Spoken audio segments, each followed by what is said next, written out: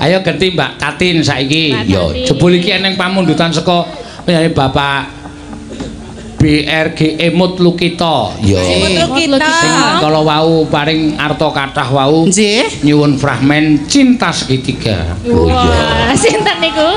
Peranipun wis ditulis dhewe iki. Kesuwan sebagai Arjuna. Wah, ora cocok. Rupane kaya togok kok. Iya, Tatin sebagai Wala Sembadra ning mengko gampang dipunolah. Ceritanya bebas. Oh iya. Saiki Mbak Tatin sik men nembang sik. Ya, Mbak Tatin. Mbak Tatin. Iya, Tin. Sok cantik iki. Oh ya aku ketelah ngono saiki gara-gara gara-gara lek Kimin nih ya. Gara-gara lek Kimin. Loh, ora sok cantik, Mbak. Saya sampaikan berulang kali, pada dasarnya semua wanita itu cantik. Ya. Tapi gimana bisa terlihat lebih menarik? Yaitu yang tahu kita sendiri. Potensi ini awake dhewe iki apa? Ono sing wong jane ayu didandani dadi elek. Ono sejatinya dia cantik karena budi pekertinya enggak cantik, jadi penilaian orang terhadap dia jadi jelek. Ono jane Mbak Mimin ki ora ayu, kulitnya ya ora putih, ning cara membawa dirinya bagus terlihat lebih menarik. Lho ngono dadi gumantung. Dadi gimana kita? Gusti Allah maringi wanita itu semua cantik. Iya. Terus kita kembali mengolahnya, mengupgrade menjadi lebih baik lagi. Iya, tapi kemarin bilang aku sok cantik maksudnya apa? Kemarin kamu jelek banget, soalnya kemarin emang jelek banget kamu itu. Masa sih? Jadi jelek tapi seolah-olah cantik itu beda sama bener-bener cantik. Cantik itu yang menilai orang lain, bukan diri kita sendiri. Nek aku ora apa-apa kok nek sing Jur apa wong can elek kok iki kon apa-apa piye can elek. Rungokno se arep ngendika apa kok le. Enggak lho nek sing ngonekke ming Mbak Mimin ki ora apa-apa. Kalau apa-apa. Yang penting yang lainnya bilang kalau aku cantik beneran. Ya ditakoki Mbak Tatin cantik mboten para sederek? Cantik. Aku tak tekon. Menawi Dedek Mimin menika cantik menapa mboten? Ada sing nyaut ngumor-umori. Saiki sing sok cantik sapa nek ngono kuwi? Ora apa-apa, mbok aku di mata kalian aku tidak cantik, tapi insya Allah Gusti Allah ngarani aku ki apik atine. Apik atine. Rasa makmek. Mosok dicekel ngono ora gelem lho. Rasa makmek. Lah biasane piye ya tak mek-mek ya ora apa-apa lho. Gak kowe ngejak apik wong bojomu kae wis tau karo aku. Wis tau ngapa? Wis tau. Wis tau ngapa? Alah yo ngerti kono priya diwasa, aku wong wedok akhir dimongso. anu diwasa. Akhir dimongso. Iya. Engko bar iki diadakan pramen. Ya ning sak ora-orane ya Tatin ben nembang sik ngundak ora nyuwara. Ya ngono ya, Mak. Napa, Pak? Ayo terserah apa iki pamundutan akeh banget. Ya imbang ana katresnanku nek kowe gelem, nek kowe iso. Imbang ana katresnanku. Sanes. Ana podang kuning pirang-pirang. Apa Bubuk asmara ikan. Oh, Karo bubuk Mbak asmara. Tatin. Oh nggih. Nggih, ganti laras riyin. Ganti laras lindruse. Ya. Nyingkar nyingkur.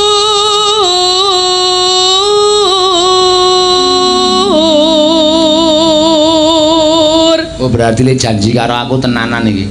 Siapa pun toh? Kowe Tatin besok lihat Pak, besok saya sudah kuru. Iya. Sakniki men Buktine daging nggon geger wis sudono. Masih ya padahal orang sudah ya. ya besok masih sudah lagi. Oh iya. Oh, amergane kuwi korsete dikendhokke kuwi apa? Enggak ya. Takono Mbak Mimin ki to Mbak Mimin. Oh. Pecilan le anek suarane ra. Kok. Kok-kokoknya apa? Temuan men aku genti, Mbak. Aduh. Trot-trot. Kok masa ono lho? Beda kok ya. Padahal aku nek demok orang ngono ki lho, kok jenengan kok ngono. Lah aku lah. Lah ngopo? Didemok kok ora krasa apa-apa. Orang maksudnya ekspresinya enggak seperti itu ngono lho. Mula sing lanang dolan terus. Ora krasa apa-apa. Jebule karo jenengan ya malah. Mula nek karo kok ndregil. Wiwi tane nyingkar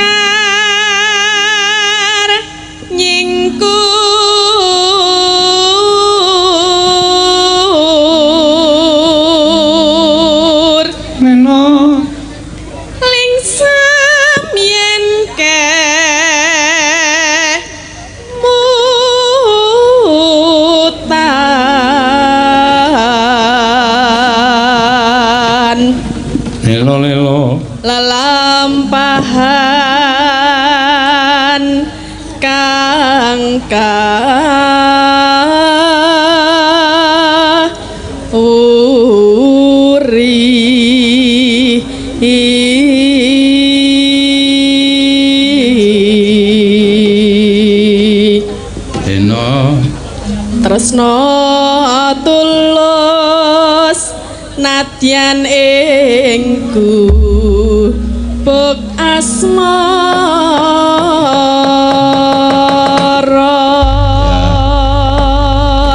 penone nano monggo ya yen liwat aku kelingan